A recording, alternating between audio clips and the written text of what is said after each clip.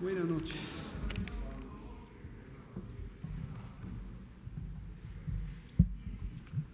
Muy buenas noches, son las 19 horas del sábado 4 de abril del año 2020. Estamos en la Ciudad de México, en el Palacio Nacional, e iniciamos la conferencia diaria sobre la situación de la pandemia por el nuevo coronavirus SARS-CoV-2 que produce la enfermedad COVID. Y yo haré las funciones de moderador. Hoy nos acompaña el señor secretario de Salud, el doctor Jorge Carlos Alcocer Varela, aquí presente. También el director general del Instituto Mexicano del Seguro Social, el maestro Zoe Robledo Aburto. También el director de prestaciones médicas del Seguro Social, el doctor Víctor Hugo Borja Aburto. Y también nuestro querido amigo, el coordinador general médico del Instituto de Salud para el Bienestar, el doctor Alejandro Sbarch Pérez. Y en seguimiento a lo que comentó esta mañana el presidente, vamos a informar sobre el tema específico de la formación y reclutamiento de los profesionales de la salud. Maestro. Buenas noches. Gusto en saludarlos.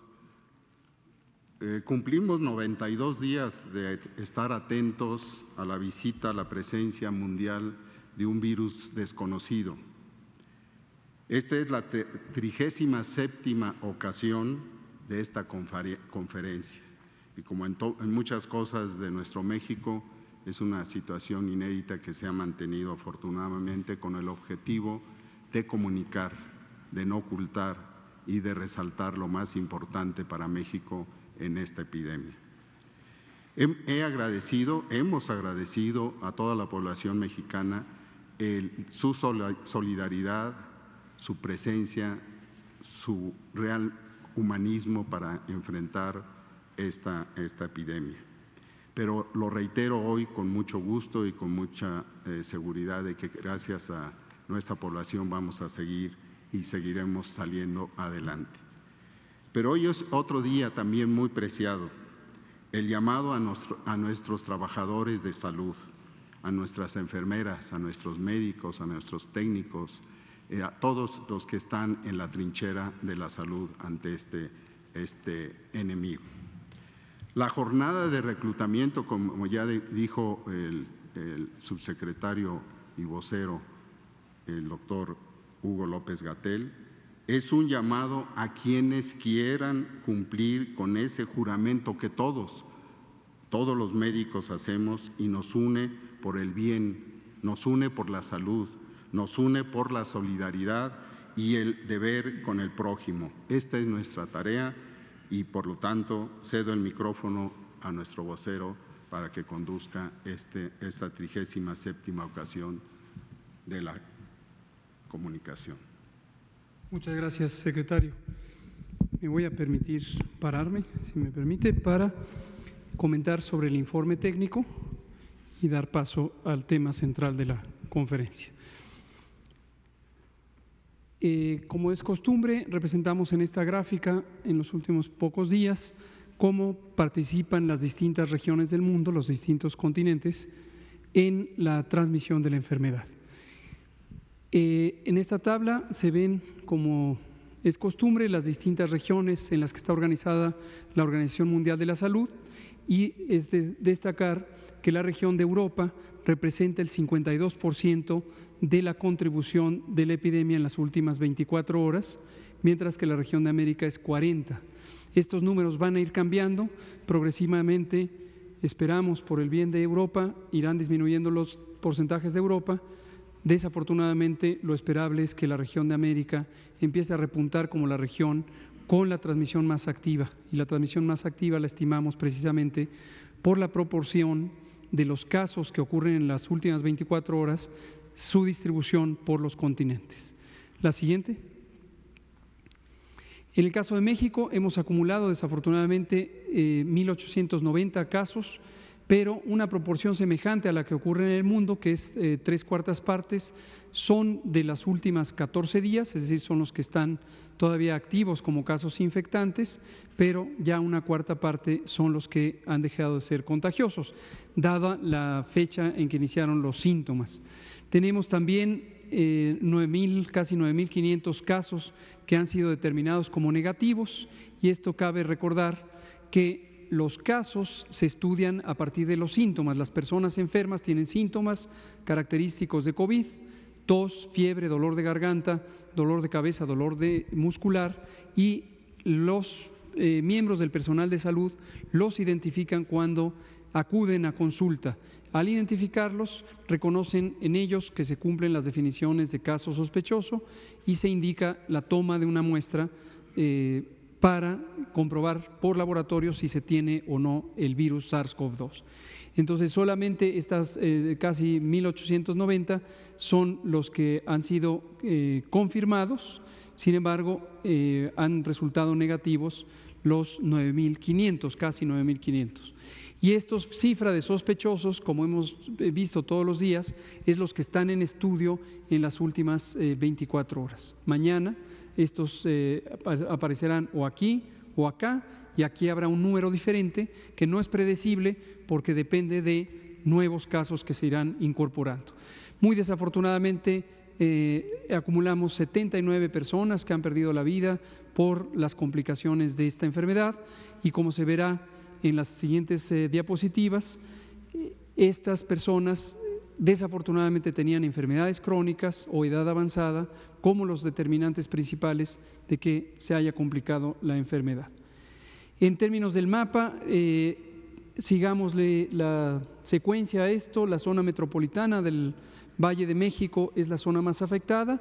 Cabe aclarar que aunque aquí pintamos de color amarillo todo el Estado de México, en realidad la enorme mayoría de los casos están en la región del Valle de México, no es en las zonas más periféricas del Estado de México. Lo mismo pasa con Jalisco, es la zona metropolitana de Guadalajara y no los distintos otros municipios. En el caso de Puebla también es la ciudad de Puebla. La siguiente. Aquí se ve la distribución de casos por entidad federativa, con la Ciudad de México teniendo esta mayor participación. No es sorpresa, es la zona más poblada, el 25%, la cuarta parte gruesamente de la población de México reside en la Ciudad de México, y eso explica que haya una mayor cantidad de casos. Cuando lo vemos en la siguiente diapositiva en proporción o como referencia a la cantidad de población, en la siguiente diapositiva, se puede apreciar que también en la siguiente diapositiva, la tasa de incidencia es esta medida de cuántos casos ocurren por cada 100,000 personas. Se podría estimar por cada millón o por cada 100 o por cada 1,000, pero aquí lo que vemos es 5.2 casos por cada 100,000 personas en la Ciudad de México han tenido esta enfermedad COVID. Y así para las distintas entidades federativas, noten ustedes cómo en el Estado de México 1.03, y entonces no necesariamente es la entidad con más casos después de la Ciudad de México, si los consideramos en relación con la población que tiene. La siguiente. Aquí vemos esta característica que va a estar variando a lo largo de los días, pero en general 43 años es la edad que tiene la mitad de las personas que han estado enfermas. Esto es importante señalarlo porque nuestro país es un país que, con respecto a otros países como los de la región europea o Estados Unidos o Canadá, es un país donde la población es más joven. Tenemos más o menos 10 años menos en promedio que los países europeos o que Estados Unidos. Tenemos una diferencia de 7 años cuando consideramos a la mitad de la población, la edad de la mitad de la población. Y los casos de COVID tienen un comportamiento en términos de la distribución de edad parecidos a la población europea. ¿Esto qué quiere decir? Que tenemos un elemento que no es necesariamente algo que nos va a reducir el riesgo, pero sí nos hace que la probabilidad de que se compliquen las personas con COVID sea menor, por el hecho de que son personas más jóvenes en general.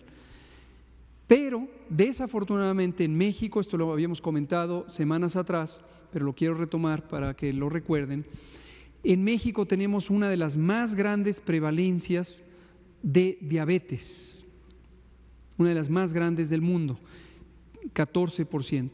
Y también tenemos la más grande epidemia de obesidad y sobrepeso. 3/4 partes de la población mexicana tienen sobrepeso o tienen obesidad. Esto es producto de muchos años, de 4 décadas al menos, de mala alimentación, una alimentación que ha estado empujada por productos de baja calidad nutricional y muy alto poder calórico, y son particularmente los alimentos industrializados. Y estamos teniendo las consecuencias de esa epidemia a lo largo de 40 años. En sí misma la obesidad, el sobrepeso, la diabetes son epidemias. Entonces, eso es lo que hoy va a pesar importantemente. Y otras enfermedades que se relacionan con estos trastornos metabólicos. La siguiente. Aquí se ve también la diferencia por edad en las personas que no se han tenido complicaciones y las personas en las que se han tenido complicaciones de COVID. Como también hemos relatado, pero me gusta retomarlo para su memoria, COVID es una enfermedad que en 80% de los casos, como se ve ahí en la diapositiva, casi 80, 78%, se comporta como una enfermedad leve, que se autolimita, se quita sola y la persona se restablece sin tener ninguna secuela. Pero en este caso 22% de personas que tienen ciertas características, la enfermedad se complica, produce una neumonitis, una neumonía grave que puede ser letal. ¿Quiénes son esas personas? Aquí lo que vemos es la distribución por edades. Vean el color amarillo, está más hacia el lado derecho de la gráfica, en donde están las edades más avanzadas. En cambio, el color verde está hacia el lado más joven, donde tenemos a los adultos jóvenes con carga importante de enfermedad, pero enfermedad no complicada. La siguiente. Esta es la estadística de cómo están los pacientes que están actualmente, y volvemos a ver aquí este 78% de no complicados y la distribución de las personas que están hospitalizadas, algunos estables, otros graves y otros francamente graves con necesidad de soporte ventilatorio mecánico. La siguiente. En la mortalidad lo vemos también, cuando vemos la distribución de edad de las personas que muy desafortunadamente han perdido la vida, es muy claro que están en términos de edad en las edades mayores y tenemos menor frecuencia de desenlaces fatales en personas que son de edad intermedia. La siguiente. Aquí está simplemente la estadística cruda de muertes que han ocurrido por entidad federativa, y la Ciudad de México tiene estas 16 acumuladas, le sigue Sinaloa con 10 y etcétera, etcétera. Mañana vamos a agregar aquí, hoy ya no lo pusimos, pero vamos a agregar la tasa de letalidad. La letalidad es una medida importante porque es la porcentaje de personas que teniendo la enfermedad resultan en un desenlace fatal. Y es una medida importante porque comparar números crudos entre estados que tienen poblaciones diferentes y estados que tienen número diferente de casos es poco interpretable. Pero mañana les traeré la gráfica ya con la tasa de letalidad y la tasa de mortalidad. Quiero hacer un comentario aquí que no pretende minimizar la importancia de esta enfermedad, pero sí también ponerla en contexto. Cuando hablamos de mortalidad nos referimos a cuántas personas mueren por una causa específica, en este caso COVID, respecto a cuántas personas viven en un territorio. Puede ser todo el país o puede ser una entidad federativa. En cambio, la letalidad es cuántas personas de aquellas que estaban enfermas perdieron la vida. Y tiene interpretaciones diferentes que mañana lo comentaré en detalle cuando tengamos la gráfica y los datos. La siguiente. Aquí lo que vemos es este seguimiento de quienes tienen ciertas enfermedades crónicas. Hipertensión sigue siendo la predominante en las personas que han perdido la vida, que son 79, obesidad, diabetes, enfermedad renal crónica, enfermedad pulmonar obstructiva crónica, tabaquismo, que en sí mismo es una enfermedad, es una adicción, pero además está asociada con innumerables alteraciones de la funcionalidad del cuerpo. Enfermedad cardiovascular e inmunosupresión por distintas causas. La siguiente, por favor. Terminamos viendo las curvas epidémicas. Este seguimiento lo vamos a estar haciendo todos los días. Mantenemos como referencia la parte inicial del crecimiento epidémico que hubo en 4 países europeos y Estados Unidos, en los que ha habido el mayor o el más acelerado crecimiento de la epidemia. Y como venimos indicando desde que instauramos las medidas de mitigación poblacional, que las anunciamos desde el viernes 13 de marzo y luego las formalizamos el día 14, empezaron a surtir efecto el 23, cuando está marcada aquí con su sana distancia, y ese es exactamente el punto de inflexión, es el punto donde se doblan las curvas epidémicas. Esto en términos llanos lo que quiere decir es el momento en donde pasamos de transmisión lenta a transmisión acelerada. Y hemos mantenido este ritmo de crecimiento. No podemos todavía asegurar que tenemos una velocidad reducida por efecto de las intervenciones. Eso, cuando lo anunciemos, lo haremos de manera formal con los análisis numéricos. Sin embargo, nos gusta que visualmente conozcan ustedes los datos en tiempo real todos los días. La siguiente. Y terminamos con la representación visual también de la curva epidémica. Estos son los casos que se van acumulando y obviamente crecen continuamente. No perder de vista que una proporción de ellos, ya dijimos hasta el momento la cuarta parte, en realidad aunque quedan contabilizados, ya no son casos porque se recuperaron. Y unos muy poquitos, pero muy desafortunados, perdieron la vida. Y aquí vemos la curva epidémica de los casos diarios, donde vamos a ir dándole seguimiento a cómo se presentan día con día. Muchas gracias.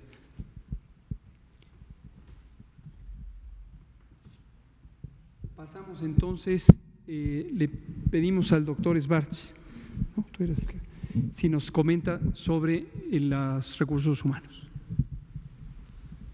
¿Podríamos poner la convocatoria? México contará con personal de salud suficiente y preparado para atender a los pacientes graves por contagio del COVID-19. Para ello, el sector salud puso en marcha una estrategia de reconversión de recursos humanos a fin de contar con más personal preparado para la emergencia sanitaria. De esta manera se aprovecha a personal médico y de enfermería de todo el país, generales o especialistas en áreas no críticas, quienes reciben capacitación para integrarse a equipos de atención a pacientes graves por coronavirus. Esto permitirá reorganizar los servicios de salud a pacientes por COVID-19 mediante un modelo de atención en cascada que consiste en lo siguiente. Un médico o médica especialista en tratamiento de terapia intensiva se convertirá en jefe de un grupo compuesto por otros 5 médicos o médicas generales o especialistas en otras áreas, pero que hayan sido capacitados para COVID-19. De esta forma, un intensivista podrá estar a cargo de la atención de 25 pacientes críticos con el apoyo de otros médicos generales o especialistas. Y el mismo esquema se repite para el caso del personal de enfermería. Para reducir tiempos y evitar traslados de personal en este momento crítico de la pandemia, la capacitación del personal de salud se imparte con una plataforma de capacitación continua a través de contenidos especializados y disponibles en la página de internet coviduty.salud.gov.mx. Los contenidos fueron diseñados por un grupo de expertos nacionales e internacionales y contemplan las siguientes temáticas: protección personal y prevención de infecciones, reconversión hospitalaria, apoyo a personal médico intensivista, manejo del paciente crítico, manejo técnico de ventiladores. La capacitación se complementa con un foro virtual con micrófonos abiertos que se efectúa desde la sede del Instituto de Salud para el Bienestar todos los días de 5 a 7 de la noche, a fin de que el personal médico y de enfermería interactúe en tiempo real con los expertos para resolver dudas y fortalecer conocimientos. El foro virtual con micrófonos abiertos permite el intercambio de los expertos de manera simultánea hasta con 500 personas que pueden encontrarse en cualquier punto del país. Adicionalmente, el personal de salud tiene a su disposición contenidos para mantenerse actualizado en el tratamiento del COVID-19 y tiene acceso permanente a un sistema de interconsultas médicas con el servicio de terapia intensiva del Instituto Nacional de Nutrición. Si quieres sumarte a los equipos de atención a pacientes por COVID-19, regístrate y capacítate en coviduty.salud.gov.mx. Esta es la hora de las médicas y los médicos de la patria.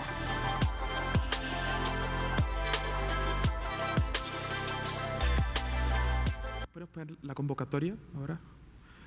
Muy buenas noches. El día de hoy todo el sector salud inicia la Jornada Nacional de Reclutamiento y Distribución del Recurso Humano en Salud, titulado México contra el COVID-19. El objetivo que tenemos, ya lo hemos hablado en días anteriores, existe un déficit crítico de recurso humano para la salud y el sector salud se ha planteado la meta de que todo paciente que tenga COVID-19 sea tratado por un equipo con el conocimiento necesario, con la especialización requerida y con el compromiso adecuado, ¿no?, para atender a estos pacientes. Ante ello, todo el sector salud, la Secretaría de Salud, el INSABI, el ISSSTE, por supuesto, el IMSS, trabajamos en la creación de esta convocatoria que se expone a continuación. El objetivo es reclutar a todos nuestros médicos, a todas nuestras enfermeras, médicos generales, enfermeras generales, también a los especialistas, sobre todo en terapia intensiva, infectología, urgenciología y anestesiología. Estos especialistas son muy importantes para atender adecuadamente a los pacientes por COVID-19. Lo relevante de esta convocatoria es que es una convocatoria donde todo el sector salud sale unido, la necesidad es para todos y decidimos trabajar en una estrategia conjunta, tanto en el reclutamiento como en la capacitación. Cedo la palabra al maestro Zoé, que continuará hablando al respecto. Muchas gracias. Muchas gracias y muy buenas noches a todas, a todos. Doctor Alcocer, doctor López-Gatell, doctor Sbarch, doctor Borja. Sí, este es un esfuerzo que nos ha parecido extraordinario porque si bien todas las instituciones de salud pública de nuestro país estamos en un esfuerzo por nuestra parte, hacerlo con una sola identidad y como un esfuerzo compartido, nos parece que no solo da la motivación y el mensaje de que es un asunto de absolutamente todas las instituciones, sino que hay algunos elementos que son comunes de este reclutamiento. Si me permiten, mencionaría algunos de ellos. Primero, es una contratación por 6 meses que tiene sus ventajas toda vez que esto permite que las propias instituciones de salud ofrezcan seguridad social. Seguridad social que es para el trabajador que se contrata por estos 6 meses, pero también para toda su familia.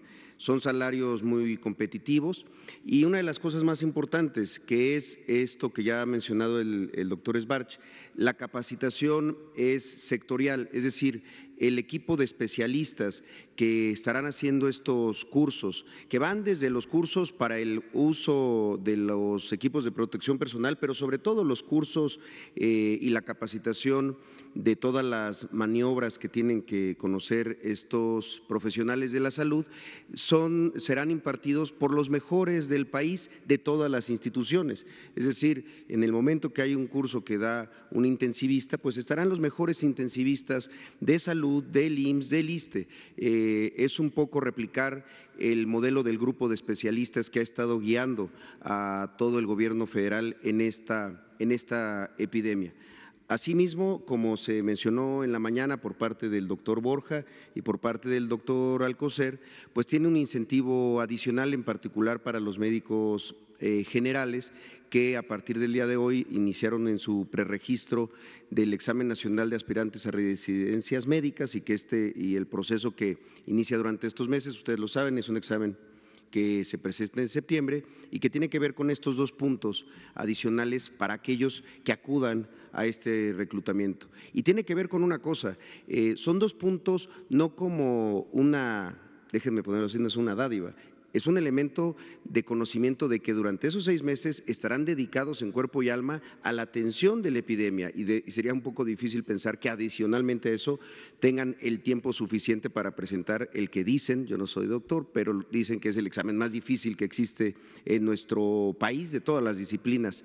Entonces, seguramente eso tendrá este elemento. Ahora, sí, para poner algunos ejemplos de por qué es este reclutamiento sectorial y con las características de ley de cada uno de las instituciones y que puede ser muy interesante, déjenme comentar algunas cosas. Primero, todas las instituciones tenemos prestaciones de ley para estos médicos que serían contratados por estos seis meses. Seguridad social, como ya lo he mencionado, aguinaldo, vacaciones, prima vacacional. Adicionalmente a eso hay prestaciones en los diferentes contratos colectivos de trabajo. Desde luego que hay diferencias, menciono las del Seguro Social, que tienen que ver pues con asistencia médica y dental para los trabajadores y sus familias, seguro de vida, que es algo que nos ha mencionado el INSABI, que ya tienen también ellos contratado, ayuda para actividades culturales y recreativas, alimentos y otras prestaciones importantes que en el caso del Seguro Social y que estamos homologando en la medida de las posibilidades de todos, que son seguros de responsabilidad civil y también en el caso del Seguro Social, en particular a quienes forman parte del Sindicato Nacional de Trabajadores del Seguro Social, un fondo de ayuda sindical por defunción. Son este tipo de detalles que es importante conocer porque sabemos que el esfuerzo que van a hacer, sabemos que los elementos de riesgo que van a tener deben de ser deben de tener una respuesta por parte del Estado mexicano en este tipo de coberturas y desde luego algo que se ha mencionado mucho, la provisión de los equipos de protección personal para todos y cada uno de ellos en las diferentes fases de la contratación. Pero, y con esto quiero terminar, creo que lo más importante no solamente es ese llamado patriótico, solidario de los médicos que, como lo ha dicho el doctor Alcocer, harán simplemente valer su juramento hipocrático, pero además de todo, la capacitación. Tenemos médicos especialistas extraordinarios a los que acuden muchas instituciones del mundo por consejo, por asesoramiento y ellos van a ser los que estén al frente de estas capacitaciones. Creemos que es un esfuerzo sectorial, insisto, con las características propias de cada institución, pero que será de gran ayuda para tener y cubrir en muy poco tiempo un déficit que se generó durante muchos años de médicos y particularmente especialistas en los servicios públicos de nuestro país. Sería todo por mi parte. Le pedimos entonces al doctor Borja si pudiera comentar.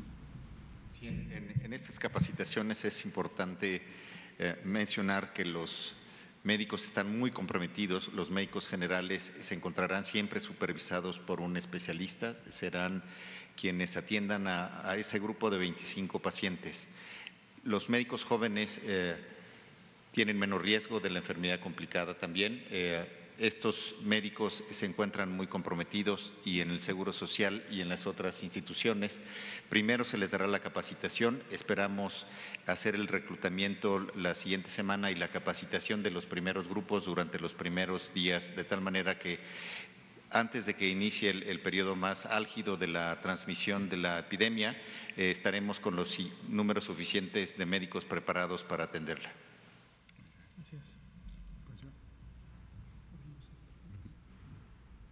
Vamos a abrir entonces a preguntas y respuestas.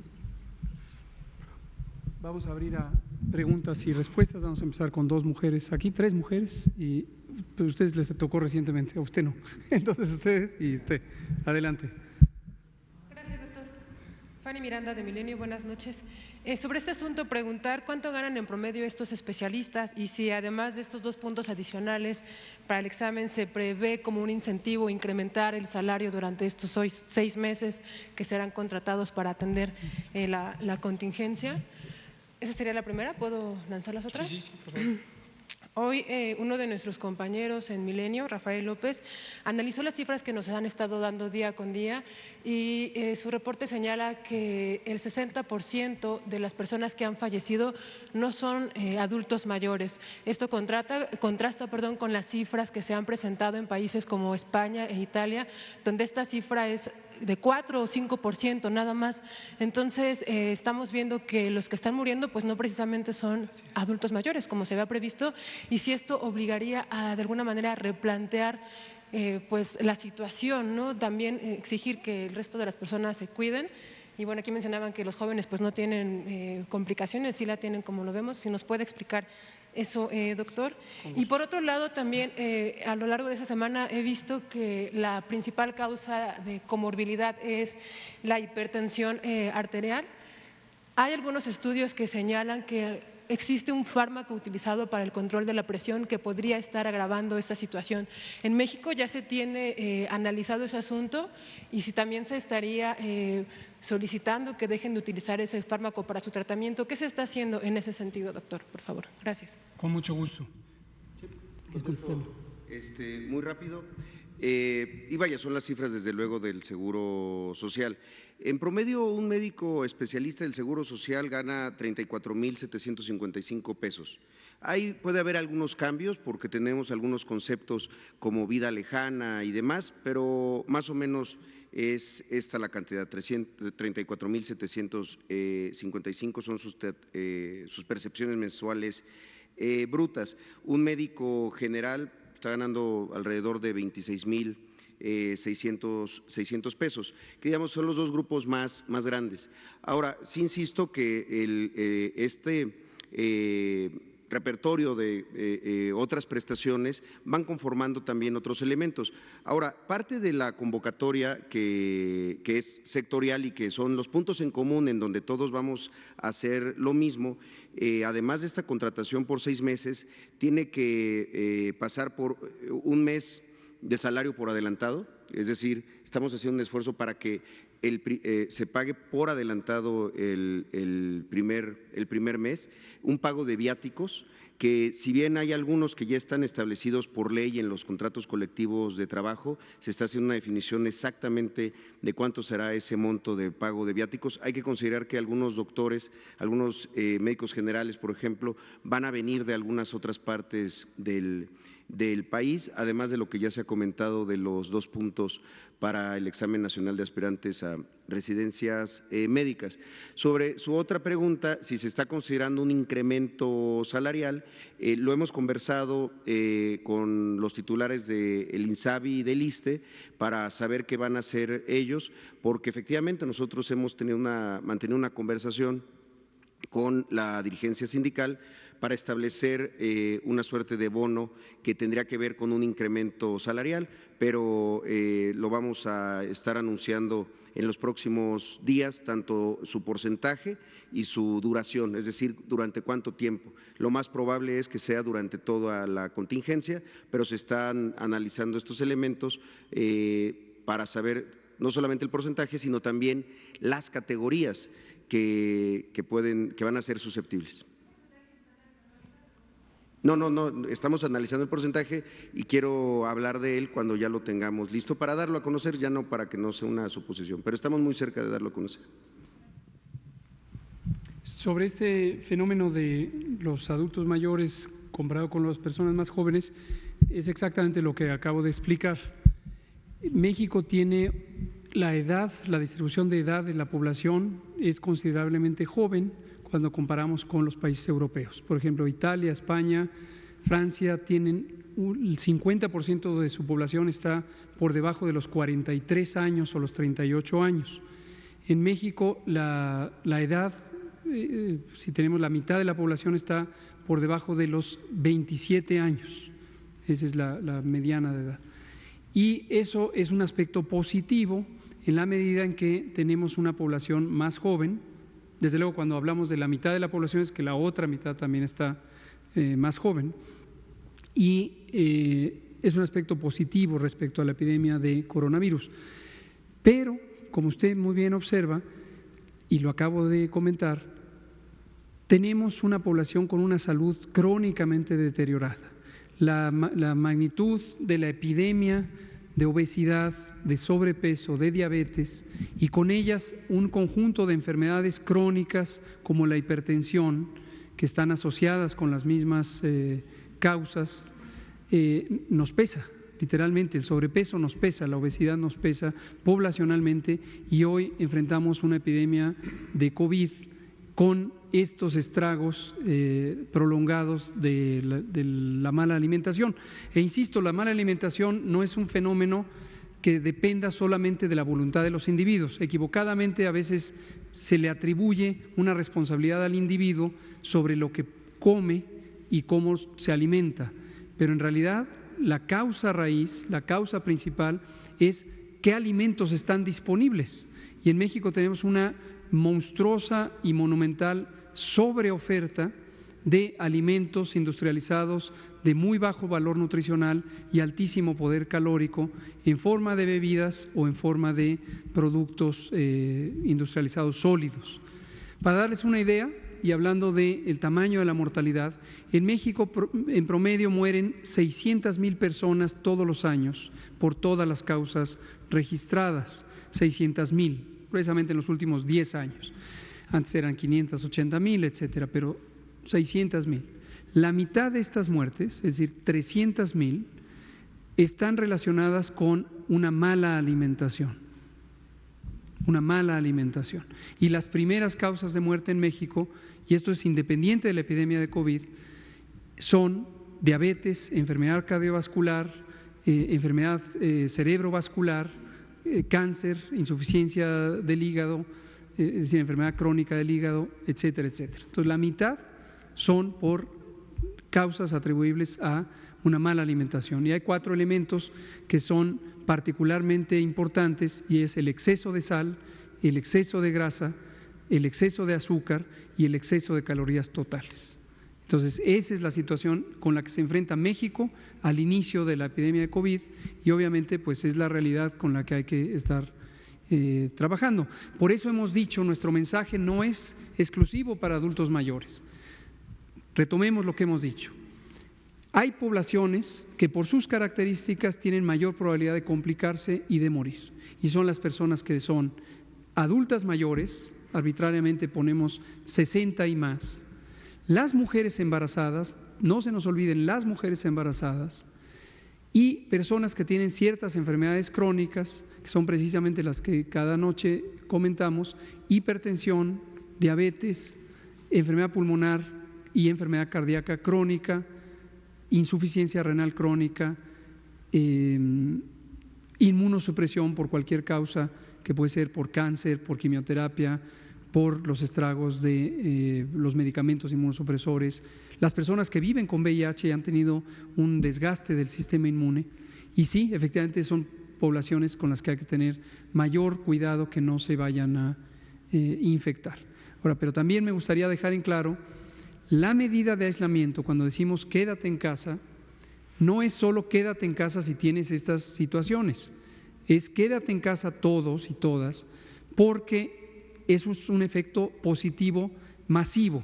En la medida en que la mayoría de las personas estén fuera del espacio público, se reducen los contagios. Sobre la hipertensión. Esto es evidencia científica útil, pero todavía no totalmente concluyente. Se ha identificado que cierta molécula es una proteína que es un receptor de una sustancia que participa en la regulación de la presión arterial en condiciones normales. Es una sustancia que se llama angiotensina y en las células existe, sobre todo en las células del riñón, existe una proteína que está en cada una de las células, son varias moléculas de proteína y se ha hecho algunas investigaciones que sugieren que el virus puede facilitar su acceso a las células a través de este mecanismo de transporte. Y por eso se llegó a la idea de que podría ser que los medicamentos antihipertensivos que modifican la respuesta a esta sustancia y su receptor podrían alterar la respuesta al virus. Todavía no hay una evidencia concluyente que lleve de manera directa a cambiar los tratamientos antihipertensivos. Por ahora sí, no, insisto, en el mundo entero no existe una evidencia concluyente que diga debe suspenderse tal o cual medicamento antihipertensivo. Usted y también usted. Adelante. Quiero preguntarles, dieron los sueldos para los médicos especialistas y generales en el IMSS. Quiero saber cuáles son los sueldos en la Secretaría de Salud y si piensan homologarlos durante la epidemia. También quiero saber cuántos serían los sueldos para las enfermeras y cuántas enfermeras piensan contratar o hacen falta para esta epidemia. Quiero preguntarles si los profesionales de la salud jóvenes están decidiendo unirse a esta convocatoria o cómo están reaccionando a ella. Y por otro lado, quiero preguntarles cómo catalogan o cómo clasifican a los casos leves que se mandan aislamiento en su casa. Gracias. Perdón, no entendí la última pregunta. ¿Cómo que, ¿a qué se refiere con cómo se clasifican? Sí, creo que la planteé raro. ¿Qué seguimiento se les da, a los casos leves, a los que no se les hace la prueba, pero sí se aíslan? Toda persona, gracias por la pregunta, me voy a dirigir a la audiencia. Toda persona que padezca los síntomas de COVID y exista la sospecha clínica de que padece COVID y no sea una persona que en las situaciones con mayor riesgo de complicarse, las que acabo de mencionar, edad avanzada, mujer embarazada o enfermedades crónicas, es recomendable que no vaya a las unidades de salud. Esto lo hemos comentado también en previsión desde el inicio, desde que empezó la epidemia en el mundo, porque ya lo vimos lo que ocurrió en otros países. La enorme mayoría, 80%, 8 de cada 10 personas jóvenes sin enfermedad crónica y que no sean mujeres embarazadas, van a tener una enfermedad que se autolimita en 10 días, 14 días máximo, ya no van a tener ni síntomas ni van a tener un contagio eficiente. Si estas personas conocen esa realidad y evitan ir a consulta, entonces no saturan, o sea, evitamos saturar los hospitales y además evitamos contagios en las salas de espera de los hospitales y de las unidades de salud. Dejamos en claro, todas las personas tienen en México derecho a la atención de la salud. Entonces, si alguien tiene una duda legítima le preocupa pensar que se pudiera complicar o hay un signo de alarma que identifica, por ejemplo, la dificultad respiratoria, y hemos dejado en claro que dificultad respiratoria no es la sensación incómoda de tener la nariz tapada. Dificultad respiratoria es la sensación de no poder oxigenar suficientemente el cuerpo, es decir, la sensación de que falta aire o se fatiga la persona al dar unos pocos pasos. Sea quien sea, tenga o no las condiciones que lo hacen susceptible a complicarse, si alguien tiene esa característica debe acudir a consulta. Y hemos puesto a disposición desde la semana pasada, en sábado precisamente la presentamos, la aplicación móvil que permite orientar a la ciudadanía sobre la mejor manera de proceder. Sí. Respecto a los contratos, lo que podríamos decir es que la estrategia del sector salud ha sido que se ha tomado es ir juntos en el proceso de reclutamiento, porque entendemos que solo así podemos tener la fuerza que nos puede dar nuestras instituciones para convocar a los médicos que nos van a ayudar al manejo de esta pandemia. Hemos logrado coincidir en 3 aspectos fundamentales. El primero es viáticos para todos nuestros compañeros que se inscriban a la convocatoria. El segundo es, vamos a hacer un esfuerzo sectorial para que podamos garantizar un mes por adelantado. La razón de esto es que nuestros colegas tenían una profunda incertidumbre, muy legítima, porque empezaban a trabajar y hasta 3 meses después les pagaban. Entonces, el objetivo es anular por completo esa incertidumbre, garantizando el primer pago por adelantado. Y el tercero, que es muy importante, yo podría decir histórico, es el reconocimiento en el Examen Nacional de Residencias Médicas, mejor conocido como ENARM, del compromiso por la patria, del compromiso por nuestros pacientes, de estos médicos que van a aplicar a este examen, dándoles un puntaje adicional. ¿Pero cuánto es el sueldo? Respecto al sueldo, le podría decir que lo estamos estudiando con el objetivo de que las 3 instituciones podamos tener un sueldo igual de competitivo. Yo quisiera que me permitiera el día de mañana contestarle esa pregunta después de que el grupo se termine de reunir. Se sigue reuniendo en este momento definiendo este aspecto. Por favor. ¿Cuántas enfermeras pensarían contratar? ¿En el sector salud? Sí, en esta convocatoria para atender la epidemia. En total, el déficit de enfermeras es cercano a 12,000 enfermeras que necesitamos contratar y capacitar. Y al maestro Zoé Robledo quisiera preguntarle… En todo el sector, es 12,000 en todo el sector. Gracias. Sí, perdón. Del anuncio que hizo hoy, ya no se registraron más profesionales de la salud contagiados en Monclova, número 1, y número 2, de los 31 trabajadores del Hospital de Piedras Negras que aislaron de manera preventiva, hasta ahora ninguno ha dado positivo a COVID-19. Sí, y le agradezco la pregunta porque efectivamente yo creo que en todo el mundo los datos del personal de salud que se ha contagiado pues nos deben de prevenir para evitarlo lo más posible. Es normal y me parece que lo que tenemos que hacer es reforzar. Veíamos cómo en España el Ministerio de Sanidad hablaba del 14% del total de los contagiados de ese país era personal de salud, incluso en China andaba la cifra por ahí del 10%, pero en particular de lo que ha ocurrido en Coahuila, que hoy día a conocer algunas de los primeros resultados del análisis de la investigación que un grupo de epidemiólogos que justamente el doctor Víctor Hugo Borja seleccionó desde el 26 de marzo y que se han ido fortaleciendo, nos daban luz un poco de cómo está la situación.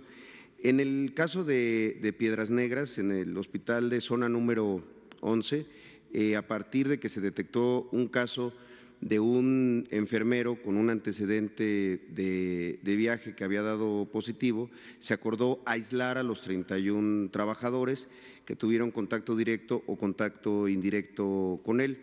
Él, por cierto, se encuentra aislado, está en su casa y está desde el miércoles pasado afortunadamente estable. ¿Qué es lo que se hizo? Se hizo un procedimiento de sanidad y limpieza exhaustiva, se está fortaleciendo la vigilancia epidemiológica en el hospital en los 3 turnos y estamos monitoreando cualquier caso atípico. Ahora, quiero señalarle que en el caso de Piedras Negras, hasta el momento en el que se dio el contagio, no se había recibido a ningún paciente de COVID. Es importante decirlo, no fue un contagio hospitalario, digamos, fue un contagio que ocurrió fuera de las instalaciones del hospital y por eso a los 31 contactos pues se les está siguiendo el protocolo de aislamiento y estamos observando que no presenten síntomas. ¿Hasta ahorita ninguno? No, hasta el momento no. Muy bien. La compañera, usted estaba pendiente. Sí, quedan 10 minutos, vamos a darle prisa. Del Sistema Público de Radiodifusión, Canal 14. Muy buenas noches a todos. Mi primera pregunta sería si en la estrategia que ustedes están implementando están considerando también los factores de salud mental que están afectando a la población. Y la segunda sería, hay algunos testimonios de que uno de los síntomas es la pérdida de olfato, la diarrea. No sé si esto es cierto o no. Y no sé si usted nos podría platicar sobre los nuevos protocolos en el aeropuerto. Le comento sobre la última y me paso a las otras. En el aeropuerto, en los 5 aeropuertos donde tenemos el mayor afluente de vuelos provenientes de Estados Unidos, desde el sábado pasado decidimos instaurar un nuevo operativo de tamizaje de filtro en donde estamos teniendo el auxilio de el plan DN3 de las Fuerzas Armadas. Esto, ¿cuál fue la razón? Que se avecinaba la fecha del receso de Semana Santa y aunque hemos insistido que esta pausa que está establecida hasta el 30 de abril no son vacaciones, hemos insistido en esto, pero es comprensible que nuestros connacionales que están en Estados Unidos van a tener la motivación de regresar a México. Y queremos darles todas las facilidades a ellas y a ellos y también ayudar a que podamos identificar si existiera alguna persona que viaja estando enferma para darle la asistencia necesaria antes de que llegue a su sitio de origen en el territorio mexicano y con ello disminuyamos la probabilidad de un brote comunitario. Esta es la situación que ocurre, lo habrán notado quizá ya desde la semana pasada, así lo dispusimos. Y respecto a salud mental, ya hemos tenido al menos 2 sesiones de esta conferencia donde nos ha acompañado la doctora Lorena Rodríguez Bores Ramírez, quien es la secretaria técnica del Consejo Nacional de Salud Mental. Tenemos la intención de que la próxima semana vuelva a venir ella, también con nuestros colegas de la Dirección de Servicios de Atención Psiquiátrica, el doctor Juan Manuel Quijada, y con nuestros colegas de la Comisión Nacional contra las Adicciones, Gadi Savicki y Jorge González Olvera. Y los vamos a traer precisamente para que sigan abundando sobre lo que significa la salud mental en una situación como esta, cómo se puede exacerbar algunos problemas de salud mental, incluidas las adicciones. Entonces, sí, es un tema que vamos a seguir tratando. ¿Los síntomas? Lo de los síntomas son síntomas accesorios. De repente, comentábamos ayer respecto al tema de los cubrebocas, podría ser lo mismo para el tema de los antihipertensivos.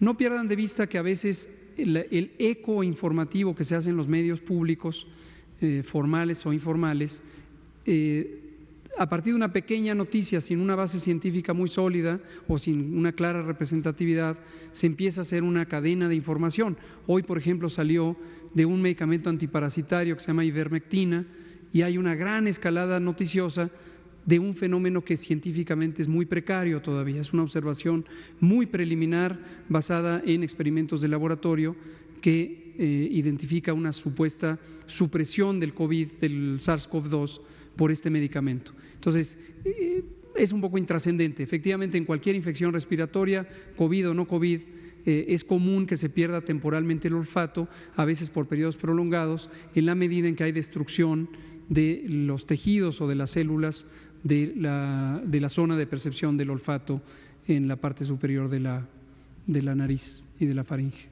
¿Sí? Nos quedan 5 minutos, el compañero, para que no sean puras mujeres, y luego terminamos con una mujer. Gracias, buenas noches. Yo le quería preguntar, doctor, si nos puede nada más recordar cuáles son entonces los números de la meta de contratación tanto de médicos como de enfermeras, si tienen una fecha límite para alcanzar ese nivel de reclutamiento y ante qué escenario estaríamos en caso de no lograrlo, ¿no? También les quiero preguntar si tienen algún cálculo de cuántos recursos en total se van a erogar en este proceso de reclutamiento. Y aprovechando, ¿cómo le van a garantizar seguridad a los médicos en ciertas zonas, tomando en cuenta el alto nivel de inseguridad que hay en algunas regiones? Muy bien, sí, con mucho gusto. Bueno, el día de hoy lanzamos la Jornada Nacional de Reclutamiento para nuestras médicas, nuestros médicos, nuestras enfermeras, nuestros enfermeros. Mañana iniciamos el proceso de registro de las solicitudes. Inicia el periodo de selección del personal. El 6 de abril inician las contrataciones. Ya ese día tenemos que tener como sector iniciado el proceso de contrataciones. Entre el 7 y el 9 de abril nuestra meta es contratar del 20 al 25% de nuestro déficit, de nuestra necesidad para atender COVID. Entre el 10 y el 13 de abril vamos a tener entre el 40 y el 50% de nuestro recurso humano. Del 14 al 17, el 70 al 75% del recurso, para finalmente del 18 al 20, contratar del 90 al 100% de nuestro recurso para atender el COVID. Esa es la meta que se ha planteado el sector. Para ello lanzó esta convocatoria. Les pedimos muy atentamente que nos ayuden en la difusión de la misma. necesitamos un número importante de recurso humano especializado, tanto de enfermeras y enfermeros como médicos y doctoras, pero también de médicos generales y de enfermeras generales que nos ayuden al esquema optimizado de recurso humano de que un médico especialista pueda llegar a distribuir su capacidad en una segunda línea capacitada de profesionales. ¿Total de médicos y de enfermeras? Sí, claro. Mire, la meta total de médicos es de 6.600 y de enfermeras es de 12.300. Números más. ¿Y qué va a pasar en caso de que por alguna razón la convocatoria no tenga el éxito deseado? ¿Qué escenario puede haber? Sí. Bueno, como ustedes saben, estamos actuando en dos líneas. Por un lado, reclutando para tener recurso humano capacitado, pero por otro lado, el propio recurso humano ya existente en las unidades y el que está siendo contratado, ya se está incorporando en esas acciones, se optimiza por un modelo en cascada que fue el explicado, en el cual nuestros médicos especialistas controlan y supervisan una segunda línea de médicos generales o especialistas que permiten atender a una masa mucho más grande de pacientes. Con este modelo optimizado ya llegamos a la cobertura total de los pacientes. Lo que queremos garantizar es enriquecer ese modelo con el nuevo recurso contratado. No nos va a dar tiempo ya de la última pregunta, la dejamos para mañana. Les recuerdo que seguimos en la Jornada Nacional de Sana Distancia. Empezó originalmente el 23 de marzo, luego se intensificó el 30 de marzo y es hasta el 30 de abril. Nos falta, no son vacaciones. En la medida en que usted se quede en su casa, que no salga, que estemos fuera del espacio público, la gran mayoría de las personas vamos a hacer más lenta la transmisión de esta enfermedad. En la fase 3, que irremediablemente va a llegar, vamos a tener menos casos, mayor posibilidad de atenderlos a todos y vamos a salvar vidas, pero depende de la respuesta de todas y todos. Quédese en su casa, quédese en su casa, quédese en su casa. Gracias.